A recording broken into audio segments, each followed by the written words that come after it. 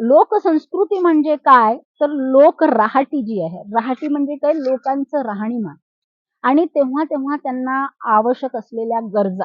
लोककला ज्या आहेत ते विधिनाट्य, भक्तिनाट्य, प्रबोधन नाट्य आणि लोकानुरंजन या 4 प्रकारामध्ये आपल्याला दिसून येतात. ती वैदिन काय करायची? जे ओरिजिनल वैदिन असते ती गावभर हे सगळं गजगं, बिबा, तिच्याजवळ परत काही आयुर्वेदिक औषधी, बाकी सुया हे ते सगळं विकायची आणि त्याच्या बदल्यात ती जेवण मागायची. ते गोंधळामध्ये करपल्लवी एक प्रकार आहे. ओके. करपल्लवी ही भाषा अशी आहे, की हे गोंधळी काय करायचे? हेरगिरीचं काम करायचे. हो. तर शिवाजी महाराजांच्या काळात तर त्यांना खूप काम मिळालं होतं हेरगिरीचं.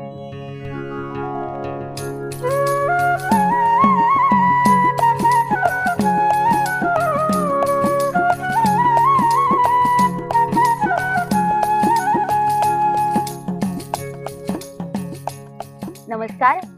पर्ण दिवाळी अंकामध्ये आपले सर्वांचे सहर्ष स्वागत. भारतीय संस्कृती म्हणजे केवळ वैदिक संस्कृती नव्हे, तर नानाविध संस्कृतींचा गुच्छ. या संस्कृतीच्या पोटात सामावलेली लोकसंस्कृती. या लोकसंस्कृतीला समृद्ध करणाऱ्या अशा लोककला. आज लेखिका, दिग्दर्शिका, लोककलांचा अभ्यास करणारे असे बहुआयामी व्यक्तिमत्व म्हणजे डॉक्टर मोनिका ठक्कर आज आपल्याला लोककलांचा विषयी सांगणार आहे. नमस्कार ताई. नमस्कार. लोककला म्हणजे काय आणि लोककलांच्या इतिहासाविषयी ऐकायला आवडेल. समूह मनाचा गीत, नृत्य, नाट्य आणि संगीतमय आविष्कार म्हणजे लोककला. इथं जिथं समूह मन आहे तिथं लोककला आहे. त्याचा इतिहास असा आहे, एक छोटीशी कथा आहे जे मानववंश शास्त्रज्ञ सांगतात किंवा आपले लोककला लोकसाहित्याचे अभ्यासक सांगतात. ते म्हणजे असं की खरं म्हणजे लोककला कुठून सुरुवात झाली, नेमकं वर्ष कोणतं होतं, नेमकं कारण काय होतं, इथं कुठंही त्याचं प्रूफ मिळत नाही, स्पष्टीकरण मिळत नाही.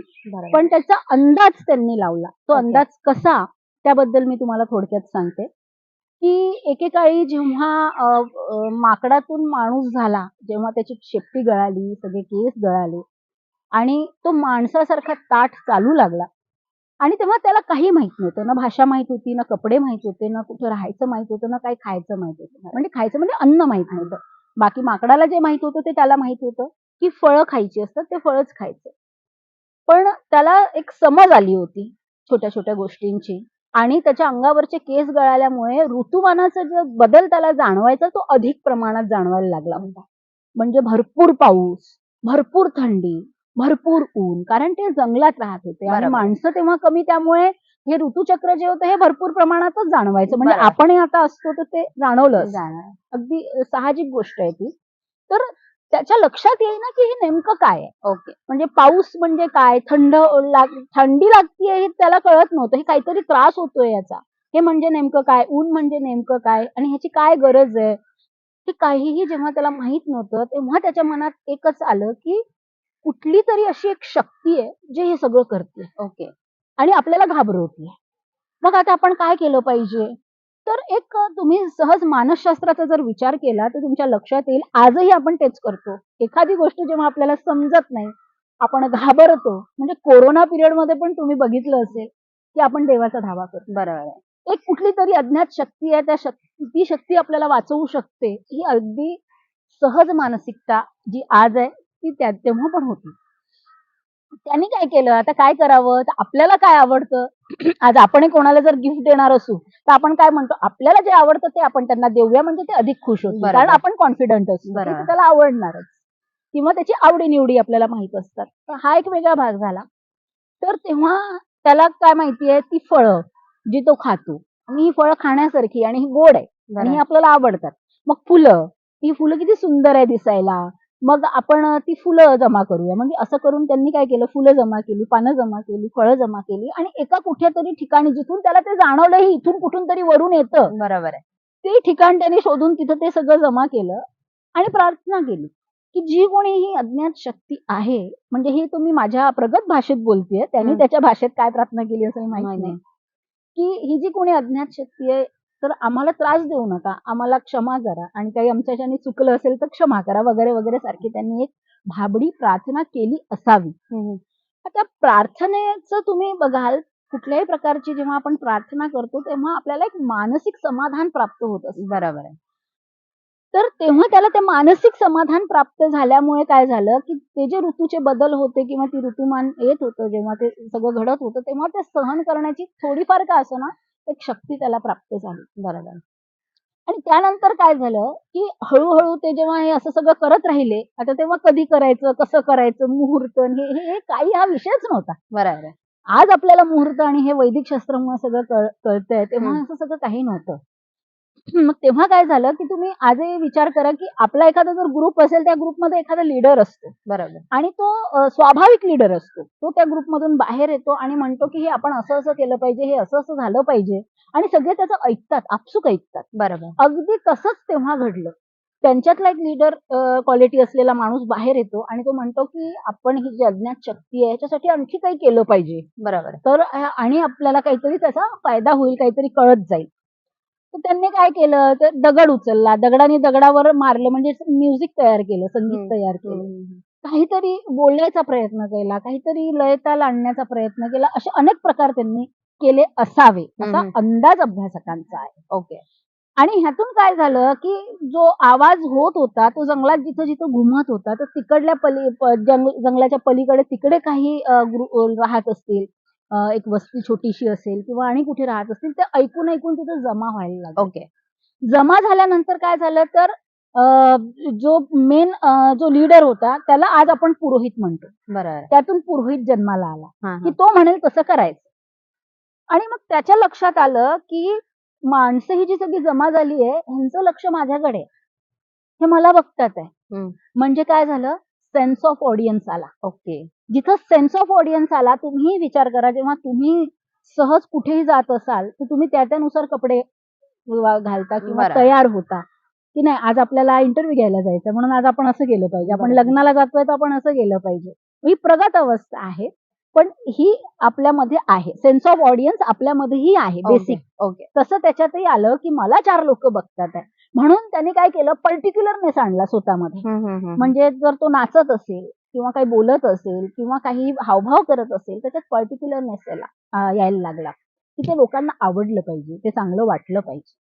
आणि ह्या अशा हालचालीतून, ह्या सगळ्या गोष्टीतून कुठेतरी लोककलेचा जन्म झाला, असं अभ्यासक सांगतात अंदाजे. अंदाजे. ओके. हा त्याचा इतिहास आहे. आणि हा जो सेन्स ऑफ ऑडियन्स आहे, याच्यातनंच मग लोकसंस्कृती, लोककला म्हणजे हे जे लोकसंज्ञा त्याला चिकटली गेली, ही त्याच्यातनंच आलेली नाही, असावी? अजिबात असं म्हणता येत नाही. कारण तो मानसिकतेचा एक भाग आहे. ओके. मानसशास्त्र तिथं काम करतं, ओके. की मला कोणीतरी बघतंय तर मला जे आहे, मी पण जे आहे, हे एकट्यापुरतं आहे. लोक हे एकट्यापुरतं नाहीये. कारण लोककला ही व्यक्तिकेंद्री नसते, ती समष्टीकेंद्री असते. ती बरोबर. समूहाची असते. समूह. म्हणूनच मी सुरुवातच त्या व्याख्येने केली, की समूह मनाचा गीत, नृत्य, नाट्य आणि संगीतमय आविष्कार म्हणजे लोककला. लोककला. ओके. या लोककला कशा-कशावर आधारलेल्या आहेत? जसं तुम्ही आता संगीत, नाट्य असं म्हणलं. या व्यतिरिक्तही काही त्याच्यात हे आहे? त्याच्यात कथागीत आहेत, लोकगीतं आहेत. तर सगळ्यात पहिले आपण लोकसंस्कृतीचा विचार करू. ओके. लोकसंस्कृती म्हणजे काय? तर लोकराहाटी जी आहे. राहाटी म्हणजे काय? लोकांचं राहणीमान आणि तेव्हा-तेव्हा त्यांना आवश्यक असलेल्या गरजा.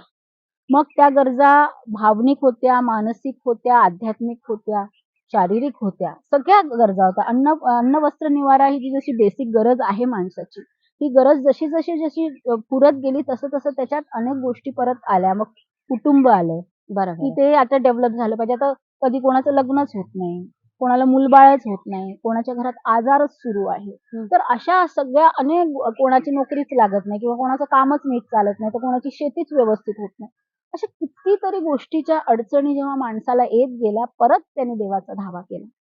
आणि परत एखादी कुठलीतरी अशी शक्ती आहे, की ज्याची पूजा केल्यामुळे किंवा ज्याचं हे केल्यामुळे, आराधना केल्यामुळे आपलं काहीतरी भलं होणार आहे. हा विश्वास, ह्याला म्हणतात लोकमानस. ओके. असा शब्द आहे. लोकमानस म्हणजे काय? त्याच्या समजुती, की असं केल्याने असं होतं, ओके. तसं केल्याने तसं होतं. ह्या समजुतीमधून ह्या लोककला घडत गेल्या. आता जसं अनेक लोकांच्या घरामध्ये गोंधळ, जागरण हे जे आहे हे म्हणजे केलंच पाहिजे. म्हणजे मग ते लग्नविधीला, मुंजेला, बारशाला हे केलं पाहिजे अशी परंपरा आहे. आणि गोंधळ जागरण हे विधी नाट्य आहे. बरोबर. इथं विधी होतात. विधी होतात म्हणजे काय तर चौरंग ठेवला जातो. तिथं ते सगळी देवाची जी सजावट असते ती केली जाते. तिथं रास ठेवली जाते गव्हाची, तांदळाची, सुपाऱ्या ठेवल्या जातात, नवग्रहांची पूजा होते, कलश येतो. अशा बरं. सगळ्या गोष्टी जिथं विधिवत होतात त्याला विधिनाट्य असं म्हणतात. ओके. तर अशा पद्धतीने हा लोककला पुढे बरोबर. या लोककलांनी उलट ह्या परंपरा जास्त जोपासल्या असं जाणवतं का तुम्हाला या हो. सगळ्यांमध्ये? आता लोक संस्कृतीचा हं. आविष्कार ह्या लोककला आहे. आणि लोककलेचा आविष्कार ही लोकसाहित्य आहे. ओके. असं आहे. म्हणजे एकमेकातून बाहेर आलेले आहेत. मूळ आहे त्याची लोकसंस्कृती आणि लोककलांनी ते आविष्कार स्वरूपात तुम्हाला दर्शवले आहे. ओके. म्हणजे लोकसंस्कृती आहे, मग आपलं असं आहे, तसं आहे. असं तुम्ही कितीही बोललात तरी ते किती लक्षात राहणार आहे किंवा बरोबर. किती ते लक्षात येणार आहे नवीन पिढीच्या. पण जेव्हा त्याचं सादरीकरण होतं, नाट्य स्वरूपाने होतं, गायन स्वरूपाने सादरीकरण होतं, तेव्हा कळतं की ही आपली लोकसंस्कृती आहे. कितीतरी लोककथा अशा आहेत, कितीतरी नीतिकथा आहेत, की ती तुम्हाला तुमची संस्कृती म्हणजे काय, तुम्ही कसं वागलं पाहिजे, कसं राहिलं पाहिजे, कोणत्या परिस्थितीत कसं तुम्ही रिएक्ट केलं पाहिजे, ह्या बाबतीतही तुम्हाला मार्गदर्शन करणाऱ्या बरोबर, आहेत. बरोबर. पण या जसं लोकसंस्कृती आपल्याला मुलांना सांगते, की पुढच्या पिढीला काही ना काहीतरी शिकवते. त्याचबरोबर त्यांनी काही कुप्रथांनाही अंगीकारलंय असं वाटतंय का तुम्हाला अगदी, याच्यात? अगदी बरोबर आहे. भारतीय संस्कृतीमध्ये तुम्ही बघाल, की ज्या परंपरा आहेत, हं. ह्या परंपरांनी एक जसं काय म्हणतात त्याला एक बॅनर आहे ज्याचं, असं आपण आजच्या भाषेत म्हणू. की त्या बरोबर. बॅनरच्या मागे कुठेतरी त्या प्रथांच्या मागे कुप्रथा जन्माला आलेल्या आहेत. बरोबर आहे. आता त्या कशा जन्माला आल्यात ह्याबद्दल आपण पहिले चर्चा केली पाहिजे. करेक्ट. तर त्याची एक छोटीशी कथा मी हं, तुम्हाला हं. सांगते. एक म्हणजे ती कथा नवीन पद्धतीची आहे, काही लोककथा नाहीये. हां. तर हे जे वैज्ञानिक असतात, जे नेहमी रिसर्च करत असतात, हं. तर त्यांनी एक मानसशास्त्राचा रिसर्च केला आणि तो माकडांवर केला. ओके. तो कसा केला, की पहिले एक बंद खोलीमध्ये 4 माकडं त्यांनी जमा केली बरोबर. आणि ती माकडं तिथे ठेवली आणि त्यांना असं त्या खोलीमध्येच किती मोकळीक मिळेल ह्याची पूर्ण व्यवस्था केली. म्हणजे झाडासारखं फांदी वगैरे सारखं बनवून ठेवलं. बाकीचं सगळं व्यवस्थित असं त्यांना खेळायला वगैरे आदळायला सगळं होतं छान, बरोबर. मजा करायला. बरोबर. तर त्यांना म्हणून माकडांना काही दुसरा प्रॉब्लेम काही झाला नाही. बरं. ते खुश होती, आनंदात होती. पण त्यांनी काय केलं, एक घोडा असतो ना तो शिडी ज्याला चढतो आपण, तो घोडा असतो म्हणजे बरं. असा उघडला की त्याच्यावर बसण्याची व्यवस्था हं, असते. हं. एवढा उंच एक घोडा लावला आणि त्याच्यावर त्यांनी केळी ठेवली. केळी ठेवली आणि माकड भूक लागली की तिथं वर चढायचं. कारण त्याला वर चढून खायला मजा येते. म्हणून ते बरोबर. वर चढायचं. जसं ते वर चढलं, केळीजवळ पोहोचलं की वरून शावर व्हायचं. पाणी पडायचं. हं, हं. आणि ह्या जनावरांना पाणी वगैरे हा प्रकार आवडत नाही. त्यांच्या अंगावर फर असल्यामुळे ते वरून पाणी पडलेलं त्यांना आवडत नाही. हां, त्यांना जेव्हा इच्छा असेल तेव्हा ते पोहायला जातील, मस्ती करतील, तो भाग वेगळा आहे. मग तेव्हा त्याला अंगावर पाणी पडायचं, तेव्हा तो तिथून निघून यायचा ओके. पटकन. मग असं दुसऱ्या माकडांनी पण केलं. तो पण गेला, त्यालाही तसंच झालं, की नाही इथं पाणी पडतं. हं, हं. मग तिसऱ्या माकडाने पण तो प्रयत्न केला. तिसऱ्यासोबतही तेच झालं. बरोबर. तर चौथा माकड जो चढायला गेला त्याला त्यांनी चढूच दिलं नाही. असं ओके. पाय खेचला. खाली उतर, तिथं जाऊच नको असं हां, होतं हां, म्हणून. हां, हां. ह्याला काही कळेना पण काय नेमकं काय होतंय? बघितलं होतं पण काय करेक्ट. नेमकं कळेना. मग यांनी आपलं जाऊ दे बाबा नाही म्हणतात आहे तर बसूया आपण. बसूया. ते तसे त्यांचं ग्रुपलिझम जोरदार हो, असतं. हो. समूह चांगला असतो. समूह चांगला असतो. मग त्यांनी काय केलं, की त्या तिन्ही ज्यांनी त्याचा हे घेतला होता, अनुभव घेतला होता, त्या तिन्ही माकडांना त्यांनी आउट केलं ओके. रूममधून आणि ज्यांनी अनुभव घेतला नव्हता त्याला तिथं ठेवलं. मग नवीन माकडं त्यात टाकली. तर नवीन माकडं जशी वर चढायला जायची तसा हा पाय खेचायचा. खाली जायचं नाही, वर नाही जायचं. बाकी तू ओके. सगळीकडे खेळ, वर नाही जायचं. हं, हं. अशी अनेक माकडं बदलत गेली. भरपूर माकडं त्यांनी बदलली. प्रत्येक वेळेला हेच झालं. तिथं जायचं नाही. पण का जायचं नाही हे कोणालाच माहित नाही. बरोबर आहे. आणि सगळे नवीन होते हं, त्यातले. हं, हं. तर अशा पद्धतीने काय झालंय, अशीच आपली प्रथा आहे. आपण हे म्हणजे असं म्हणजे असं करायचं. पण ते का करायचं? बरोबर आहे. त्याचं काय कारण आहे? त्याचं काही वैज्ञानिक कारण आहे का? शारीरिकदृष्ट्या कारण आहे का? मानसिकदृष्ट्या कारण आहे का? कारण आपले जे वेद आहे हं. किंवा आपल्या ज्या प्रथा आहे, ह्याला शरीरशास्त्र आणि मानसशास्त्र या बरोबर. दोन्हींची जोड आहे. जोड आहे. त्याच्याशिवाय ते नाहीये. आपले जे बरोबर. उपवास, तापास आहे किंवा काही विधी परंपरा आहे, हं, ह्याला हं. त्याची जोड आहे कुठे ना कुठे. हे कोणाला माहित नाही आता काय करायचं. तशी आपली प्रथा निर्माण झाली आणि या प्रथेमध्ये काय, हे असं करायचं असतं, झाला विषय संपला. हा बरोबर ठीक आहे, आहे, असं बरोबर. करायचं असतं. बरोबर आहे. पण असं करत, करत, करत काय झालं, की एक कुप्रथा कुठेतरी जन्माला आली. आता तुम्हाला एक छोटं उदाहरण देते. जागरण या लोककला प्रकारामध्ये हं. मुरळी आहे. हो. त्या मुरळीला काय करतात, जेव्हा ती वयात येते तेव्हा खंडोबासोबत तिचं लग्न लावतात. ओके. आणि खंडोबासोबत लग्न लावल्यानंतर त्याच दिवशीपासून तिची बोली लागणं सुरू होतं. तिथला जो सरपंच असतो मुख्य किंवा मुख्य माणूस असेल त्या गावचा, तो पहिली बोली लावतो. आणि त्यानंतर पूर्ण गाव. बरोबर आहे. तर ही कुप्रथा. बरोबर. खंडोबासोबत तिचं लग्न होणं नो प्रॉब्लेम. हं. तिथपर्यंत ठीक आहे. कारण आपल्या वैदिक शास्त्रामध्ये पण जेव्हा मुला-मुलीच्या कुंडलीमध्ये लग्नाच्या घरात जर काही दोष असेल, तर मुलाचं लग्न रुक्मिणीसोबत आणि मुलीचं लग्न कृष्णासोबत लावतात. एक कळस ठेवला जातो आणि ती विधी केली जाते. It's okay. ते काही प्रॉब्लेमॅटिक नाहीये. पण हे जे आहे प्रत्येक आणि परत तिची इच्छा आहे का ते सगळं करण्याची? तर हे कधी कोणी तिला विचारलेलं नाही. विचारलंय. बरोबर. त्यामुळे ही तुझी ही प्रथाच आहे. हे असं करावंच लागतं. ही परंपराच आहे. हे तुम्हीच केलं पाहिजे. असं म्हणून तिला ते जबरदस्ती करायला लावतात. इथं माझा विरोध आहे. बरोबर. तुम्ही मुरळीच्या म्हणजे अनुषंगाने स्त्रीच्या याच्याशी आलेलाच आहे. तर सर्वाधिक या कुप्रथांचा फटका म्हणजे मुरळी ह्या त्यातलं उदाहरण झालं, पण असे असंख्य प्रकार आहेत की ज्याचा स्त्रियांना फटका बसतो. जास्तीत जास्त तर स्त्रियांना फक्त का म्हणजे स्त्री हा इतका कशामुळे हे जास्त त्यांच्यावर हे होत असावं? ही बघा सुरुवातीला भारतीय संस्कृती तुम्ही जर बघितली तर मातृसत्ताक पद्धती होती. पण बौद्ध काळापर्यंत मातृसत्ताक पद्धती ही विरळ, विरळ, विरळ होत चालली आणि बौद्ध काळात ती पूर्णपणे जवळपास संपुष्टात आलेली. त्यानंतर पुरुष प्रधान संस्कृती तयार झाली. पितासत्ताक का नाही झाली? नाही. तिथं पित्याचं हे का नाहीये एक की प्रत्येक मुलीला आपली मुलगी मानणं किंवा प्रत्येक स्त्रीला पहिले आपली मुलगी मानणं किंवा आपली बहीण मानणं ही वृत्ती नाही. पुरुष प्रधान संस्कृती तयार झाली. तर ह्या पुरुष प्रधान संस्कृतीमध्ये काय झालं, की सर्वप्रथम तुम्हाला दिसतं ते स्त्रीला भोग वस्तू म्हणून बघणे. साधं सरळ आणि स्त्रियांना परत शिकूच द्यायचं नाही. कारण त्या शिकल्या तर त्या हुशार होतील. आता तुम्हाला एक साधं उदाहरण अमेरिकेतलं सांगते. अमेरिकेमध्ये 1800च्या काळामध्ये अ, आणि 1800 आणि 1900 मध्यामध्ये खरं म्हणजे ब्युटी पार्लर ही संकल्पना सुरू झाली. ओके. ब्युटी पार्लर ही संकल्पना तिथून सुरू झाली आणि ती कशी सुरू झाली त्याची खूप सुंदर मजेशीर कथा आहे. त्याचा संदर्भ आपल्याला इथं मिळेल. बरोबर. तर काय झालं, की ज्या स्त्रीनी ते सुरू केलं ते ब्युटी पार्लर तिचा एक मित्र होता. आणि महिला ह्या हुशार अशा तशा मुळातच त्या बरं. खूप हुशार असतात असं काही नाही. तर तिला पॉलिटिक्समध्ये उतरायचं होतं. राजकारणात तिला उतरायचं होतं. तर ती म्हणाली, की मला राजकारणात उतरायचं आणि हे त्यांना माहिती आहे पुरुषांना, की बायका एकदा जर एखाद्या विषयात उतरल्या, की त्या कशा उतरतात सखोल. कारण त्यांना वाईट संगत, सवयी ह्या सगळ्या गोष्टी नसतात. नाही. कारण मानसिकदृष्ट्याच त्या इतक्या प्रबळ असतात, की ते काहीही करू शकतात. ही महिलेची शक्ती तुम्हाला वेगळी सांगायला नाही. तर हे त्याच्या लक्षात आलं, की इथं आपलं काम कठीण होणार आहे. मित्राच्या. हां. आणि आपण आउट होणार आणि पुरुषांना याचा भयंकर त्रास होईल सगळ्यांना. तर त्याने एक खेळ खेळला. त्याने ही जी ब्युटी पार्लरची संकल्पना आहे तिच्यात रोवली, की तू ह्याच्यात लक्ष दे. महिलांना हुशार होणं गरजेचं नाहीये, महिला सुंदर असणं गरजेचं आहे. हे तिच्यात ठसवलं गेलं आणि ब्युटी पार्लरची संकल्पना तिथून सुरू झाली आणि ब्युटी पार्लर ही संकल्पना तुम्हाला स्वप्न दाखवते. बरोबर. तुमचं गोरं असणं, तुमचं सुंदर असणं आणि स्वप्नांचा नेहमी बाजार आहे.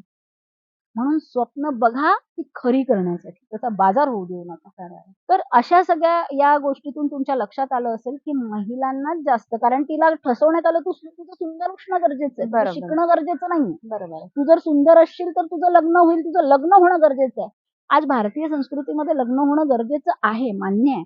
पण याचा अर्थ तिने तिचं अस्तित्वच निर्माण करू नये का? तिने शिकूच नये का? तिने बरोबर. सुंदरच असणं गरजेचं आहे का? ती जशी आहे तशी. या प्रकृतीने तिला जसा जन्म दिलाय तसा. कारण स्त्री सुंदर कधी होते? स्त्री सुंदर होते जेव्हा तिला मातृत्व प्रदान होतं. ती जन्माला आल्या-आल्या किंवा वयात आल्या-आल्या ती सुंदर होत नाही. हां, होते. एका वयात ती सुंदरच दिसते. 16 ते 20 वर्षापर्यंतच्या, 25 वर्षापर्यंतच्या मुली सुंदरच दिसतात त्या कशाही असल्या तरी.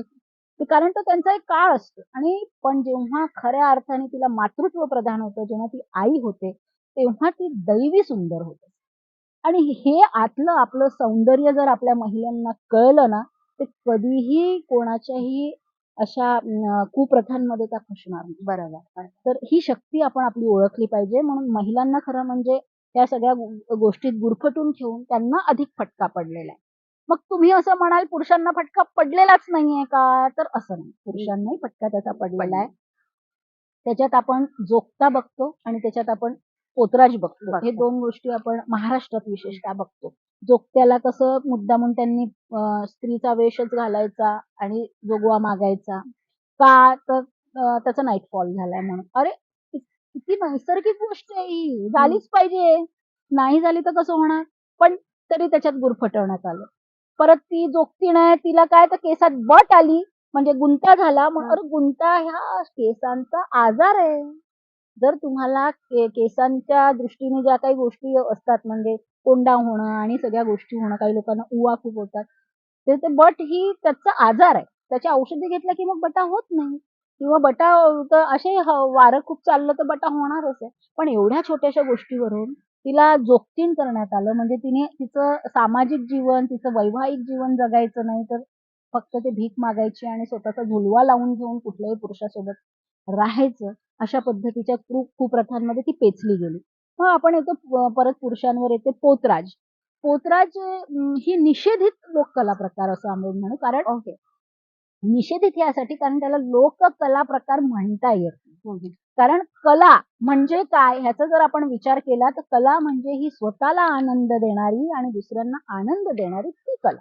मग ही जी पोतराज आहे ही कला आनंद देणारी आहे का? ह्याचा पहिले तुम्ही विचार करा. त्याचं ते जे बुबू वाजतं, ते बुगबुग वाजल्याबरोबर तुम्हाला आतून थरथरायला होतं. भीती वाटायला लागते जर तुम्ही घरात असाल तर ऐकत असाल तर. आणि मग त्याचे सोटे मारणं सटाक, सटाक हा आवाज कोणाला आवडेल? आणि जेव्हा आपण प्रत्यक्षात त्यांना बघतो ते स्वतःला मारून घेतात आसुडाने आणि ते त्यांना कधी रक्त पण निघतं, त्यांना ते पॅचेस आलेले असतात आणि तो त्यांचा तो अवतार सगळा, की देवी अंगात आली आहे तसं. ही कला आहे का? मुळात ही कलाच नाहीये. म्हणून याला निषेधित म्हटलं गेलेलं आहे. महाराष्ट्र शासनाने पण त्याला निषेध केलेला आहे, की हे असू नये. आणि त्यांचं असं म्हणणं आहे, की देवी त्यांच्या अंगात येते आणि ती तुमची रोगराई वगैरे सगळं घेऊन जाते. पण ही पण एक प्रकारची स्वतःला मारून घेणं आणि हे सगळं एक प्रकारची कुप्रथा आहे. कारण मानसिकतेवर तुमच्या आधारित तुमचं जर विल पॉवर स्ट्रॉंग असेल, की मी तुम्हाला तुमच्यात देवी बघते. आज माझी मुलाखत घ्यायला येणारी देवीच आहे.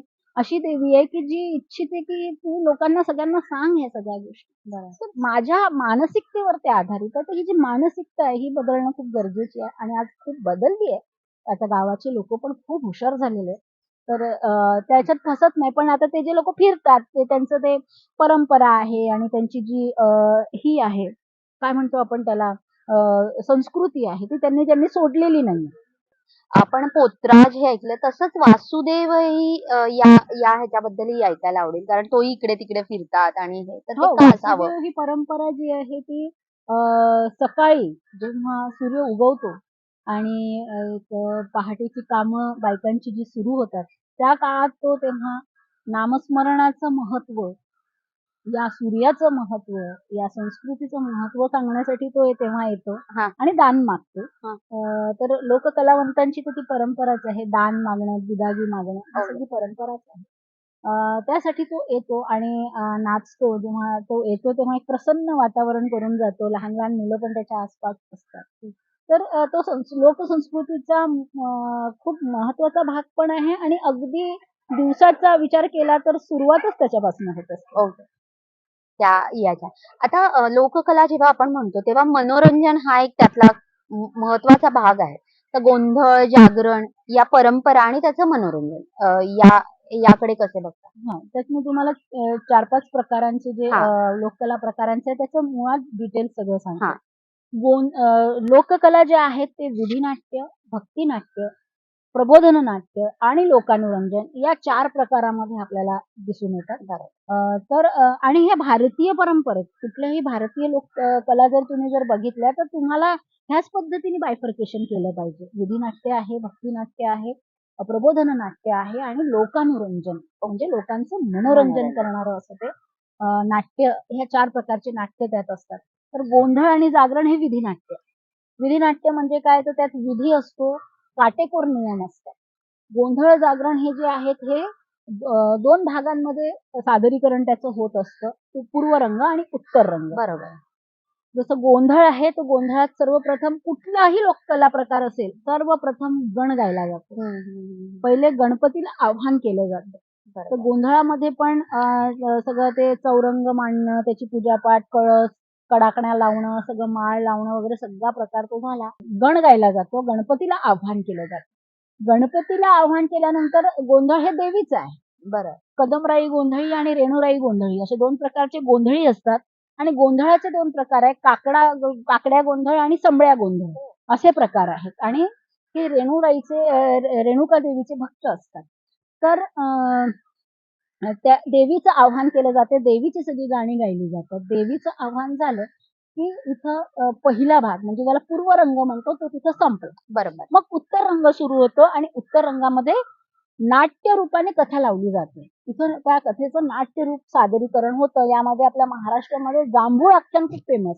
विठ्ठल उमपांचं जांभूळ आख्यान, ज्यामध्ये द्रौपदीचं मन पाकुळलं, म्हणजेच द्रौपदीच्या मनात कुठंतरी इतका असा व्यभिचार आला आणि त्या व्यभिचार आल्यामुळे तिच्याकडून ते पाप घडलं आणि त्या पापाचं क्षालन म्हणून ते जी कथा आहे ती तिथं मांडली जाते. आणि विठ्ठल उमप आणि आता त्यांचे पुत्र नंदेशजी उमप अप्रतिम ते सादरीकरण करतात. कधी तुम्हाला चान्स मिळाला तर नक्की बघा. खूप छान ते असं नाटक आहे. मग झालं, नंतर आलं जागरण. जागरणही हे विधिनाट्य आहे, पण ते खंडोबाचं आहे. ह्याच्यामध्ये गादी भरण आणि ते सगळं सजवणं, कलश वगैरे सगळं ठेवलं जातं. दिवटी असते, दिवट्याची पूजा केली जाते आणि अशा सगळ्या लंगरतोड आणि ते शेवटी होतं, असे सगळे प्रकार त्याच्यामध्ये आहे. त्याच्यामध्ये सुरुवातीला गण होतो, नंतर गाणी होतात खंडोबाची आणि वेगवेगळी गाणी होतात. त्यांचं देवतेंचं, वेगवेगळ्या देवतेंचं, क्षेत्रपाल देवतेंचं आवाहन केलं जातं आणि त्यानंतर पूर्वरंग संपला की उत्तर रंगामध्ये खंडोबाची एखादी कथा नाट्य रूपाने सादर होत असते. खंडोबाचं लगीन हे खूपच फेमस आणि प्रसिद्ध असं नाटक ते आहे, खंडोबाचं लगीन. आणि ते कसं म्हणजे म्हाळसाबाई सोबत त्याचं लग्न ऑलरेडी झालेलं असते, पण बाणूबाई सोबत त्याचं लग्न कसं होतं आणि त्याच्यासाठी काय काय युक्त्या कृत्या केलेल्या असतात आणि त्यानुसार ते नाटक पुढे जात असतं. ते बघण्यासारखं आहे. मजा येते त्याच्यात. आणि मग बाणूबाईचा स्वभाव वेगळा आणि त्याच्याकडून कसे ते जुळवून घेतात आणि अशा सगळ्या गोष्टी त्याच्यामध्ये येतात. मग जागरण गोंधळ झालं की विधिनाट्य झाली. भारुड जे आहे आपल्या महाराष्ट्रात अतिशय प्रसिद्ध असं भारुड, हे भारुड जे आहे हे भक्तिनाट्य आहे. हे भक्तिनाट्यात आहे आणि वि.का. राजवाडे जे इतिहासाचार्य होते त्यांनी याला चंपू काव्य म्हटलेलं आहे. का त्याच्यात गद्य आणि पद्य दोन्ही भाग येते, म्हणून काव्य पण आहे आणि निवेदन पण आहे, म्हणून याला चंपू काव्य म्हटलं गेलेलं आहे. तसंच पोवाड्यालाही चंपू काव्य म्हटलं गेलं आहे. भक्तिनाट्यामध्ये काय आहे, तर भक्तिनाट्यामध्ये कुठल्याही प्रकारचा नियम किंवा काटेकोरपणा नाही. त्याच्यात एक सुरुवातीला गण म्हटला जातो आणि पुढे संतांनी रचलेली भारुडं म्हटली जातात. तर भक्तिनाट्य का म्हटलं गेलं की याला कुठल्याही प्रकारचा नियम नाही, कुठल्याही प्रकारची वेळ नाही, मुहूर्त नाही, कधीही कुठेही कसंही हे सादरीकरण होऊ शकतं. इव्हन पर्सनली आपण आपलं भजनामध्ये पण अनेक लोक करू शकतात. भारुडाचे 2 प्रकार आहेत, सोंगी भारुड आणि भजनी भारुड. भजन गाऊन त्याच्यामध्ये रंग आणला जातो म्हणून ते भजनी भारुड, आणि सोंगी भारुड मध्ये सोंग घेतला जातो. तर ह्याची पण तुम्हाला एक गंमत सांगते की आपले जे संत आहेत, हे संत जेव्हा पहिले कीर्तन म्हणायचे आणि कीर्तन सादर करायचे, तेव्हा पूर्वी काळी ते शेतकरी मंडळी आणि ही सगळी मंडळी आपली बिचारी काम करणारी मंडळी जी होती चाकरमानी, हे सगळे येऊन तिथं रात्री आपलं देवाचं काहीतरी चांगलं ऐकायला मिळतं, मनोरंजन होतं म्हणून ते येऊन बसले. पण त्या संतांच्या लक्षात आलं होतं की आपण हे सगळं कीर्तन वगैरे सादर करतो आणि जरा मोठी मोठी शब्द वापरतोय, पण ह्यांना काही ते जास्त पचनी पडत नाही. कारण कीर्तनमध्ये काय सांगितलं गेलं आहे की तुम्ही या पृथ्वी तलावर कशाला आलात, तर तुम्ही कुठला तरी संकल्प घेऊन आलेला आहात. तो संकल्प पूर्ण करण्यासाठी तुम्ही काय काय केलं पाहिजे, तुम्ही तुमच्या आयुष्यात कसं वागलं पाहिजे, सगळ्यांशी कसं राहिलं पाहिजे, सगळ्यांची नाती कशी जपली पाहिजे, नात्यांना विशेष महत्त्व दिलं पाहिजे आणि पुढे माणसाचा जेव्हा मृत्यू होतो, मग मृत्यूनंतर काय होतं, अशा कितीतरी गोष्टी त्या कीर्तनातून आपल्याला समजवण्यात येतात, सांगण्यात येतात. पण हे त्यांना काही रुचेना पचेना हे त्यांच्या लक्षात आलं होतं की एवढं त्यांना कळत नाही. कळत नाही. मग ह्यासाठी आपण काय केलं पाहिजे, तर त्यांच्या लक्षात आलं, संत खूप हुशार होती आपली, त्यांच्या लक्षात आलं की ह्यांच्यातलाच जर एखादा माणूस जर ह्यांना ह्यांच्याच बोलीत, कारण बोलीला खूप महत्व आहे, त्या भाषेला बरोबर, खूप महत्व आहे, भाषेला. तर त्यांना लगेच ते पटेल. कारण ती त्यांच्यातलीच उदाहरणं असतील, त्यांच्यातली बोली असेल, त्यांचे ओळखीचे शब्द असतील, त्यामुळे ते त्यांना जास्त रुजेल, पटेल. म्हणून त्यांनी काय केलं, भारुडाची ही संकल्पना मांडली, भारुड रचली. आणि त्या भारुडात जसं वैदिण आहे, वैदिण काय करते, दिबा विकते, सुया विकते, चहा गाळण विकते, खुळखुळ विकते, एक लेकरू असतं तिच्याजवळ. आणि ती वैदिण काय करते, तर गावभर फिरते, सुया घे, बिब घे, गजग घे माय, माझ्या रामाची आहे वाढ ग माय, माझ्या कृष्णाची आहे वाढ, तुला बुरगुंड्या होईल माय. ती वैदिण काय करायची, जे ओरिजिनल वैदिण असते ती गावभर हे सगळं गजग बिबा, तिच्याजवळ परत काही आयुर्वेदिक औषधी, बाकी सुया हे ते सगळं विकायची आणि त्याच्या बदल्यात ती जेवण मागायची. बरोबर. नाण्यांची देवाणघेवाण नव्हती तेव्हा, किंवा त्यांना त्याचं महत्वही नव्हतं. जेवायला मिळालं झालं, असं त्यांचं एक लाईफ होतं. तर ते कॅरेक्टर त्यांनी उचललं, गारुडाचं कॅरेक्टर त्यांनी उचललं, डोंबाऱ्याचं कॅरेक्टर त्यांनी उचललं आणि हे कॅरेक्टर घेऊन त्यांनी भारुडं रचली आणि कितीतरी हजारो भारुडं आहेत. त्यांनी ती रचली आणि ती लोकांसमोर आणली. तेव्हा त्यांच्या बोलीतून, त्यांच्या भाषेतून, त्यांच्या त्या पेहरावातून त्यांना ते आपलंसं वाटलं आणि आपलंसं वाटलं म्हणून भारुड अधिक रुजलं आणि लोकांना ते कळलं. मग पोवाडा आहे, तर पोवाडा हे प्रबोधन नाट्य आहे. त्यांनी एनलाइटमेंट केलंय, समाजाचं प्रबोधन केलेलं आहे आणि शिवाजी महाराजांच्या काळात ते विशेषतः फळलं फुललं ज्याला म्हणून जास्त हायलाइट झालं, लोकांना कळलं की हे असतं. पोवाडा म्हणजे काय, तर पोवाडा म्हणजे कीर्तिगान. राजाने काय केलं, कसं केलं, कसा तो लढला, कसा हे सगळं त्यांनी जे बघितलं त्या पोवाड्याकारांनी, त्या रचनाकारांनी किंवा त्या शाहीर हे पोवाडे रचतात. तर त्यांनी त्यांच्या गायनातून आणि त्याच्या निवेदनातून ते लोकांपर्यंत पोहोचले की आमचा राजा कसा आहे, तर कसा लढला, कसं केलं त्यांनी, मग कसं ते आले, कशी त्यांनी एंट्री केली आणि कसं कसं नेमकं काय घडलं, हे त्यांच्या गद्यातून आणि त्यांच्या पद्यातून त्या लोकांपर्यंत त्या काळी पोहोचायचं. ब्रॉडकास्टिंग होतं, ते पत्रकारच होते ते एक प्रकारचे आणि तुमच्यातलेच एक होते. असे हे पोवाडेकार. परत आता हा राजांचा आणि हा विषय निघाला म्हणून सांगते, गोंधळामध्ये करपल्लवी एक प्रकार आहे. ओके. करपल्लवी ही भाषा अशी आहे की हे गोंधळी काय करायचे, हेरगिरीचं काम करायचे. तर शिवाजी महाराजांच्या काळात तर त्यांना खूप काम मिळालं होतं हेरगिरीचं. म्हणजे काय, सीआयडीपणा करायचा जो प्रकार आपण म्हणतो, की काय चाललंय त्या छावणीमध्ये शत्रूच्या, नेमकं काय काय चर्चा चालली आहे, काय त्यांची तयारी चालली आहे, नेमकं काय चाललंय हे सांगण्यासाठी त्यांच्या हाताचे इशारे, तर एक तो छावणीत असायचा, तो छावणीतून कुठेतरी थोडा लांब तो त्याला सांगायचा आणि तो गडावरच्या एखाद्या त्याला सांगायचा, गड्याला, म्हणजे तो पण जाणता त्याच्यातला असायचा. त्याला ती करपल्लवी भाषा, करपल्लवी म्हणजे हाताने, म्हणजे आकाश दाखवायचं तर आकाश, का म्हणायचं तर कात्री असं म्हणायचं, म्हणजे का, म्हणजे कात्रीचा त्रिगुण नाही, का फक्त, असे कितीतरी असं माझी बोली माझी कथा या पुस्तकामध्ये मी ते पूर्ण नाव, आडनाव आणि त्या नावासाठी आडनावासाठी ते कसे हाताचे इशारे करतात त्याचं पूर्ण चित्र वगैरे दिलेलं आहे. ते जर कोणी वाचलं तर त्याचा त्यांचा चांगला अभ्यास होईल आणि त्याचा पूर्ण इतिहासही त्याच्यात लिहिलेला आहे. तर अशा पद्धतीने करपल्लवी ही बोली, ही भाषा तेव्हा अवगत होती आणि त्यांना कळायचं त्याच्यावरून की असं असं सगळी तयारी आहे आणि ते जाऊन मग राजाला सांगायचं. नमस्कार. पर्ण डिजिटल म्हणजेच दृकश्राव्य दिवाळी अंक 2023 मध्ये आपल्या सर्वांचं स्वागत.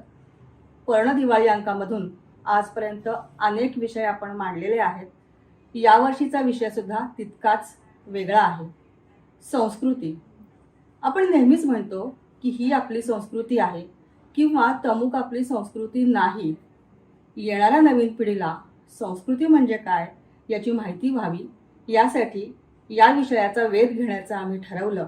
या विषयाच्या अनुषंगानं त्यातल्या अभ्यासू मान्यवरांशी, विचारवंतांशी आम्ही संपर्क साधला, त्यांच्याशी संवाद साधला आणि या विषयाचा अभ्यास केला. आता या सर्व मंडळींचा अभ्यास, त्यांचे अनुभव या अनुषंगानं संस्कृतीची व्याख्या केलेली दिसते. आता यामध्ये नवीन पिढीनं काय घ्यायचं, तर वास्तवाचं भान आणि भविष्याचा वेध घेत ही संस्कृती विस्तारायला हवी.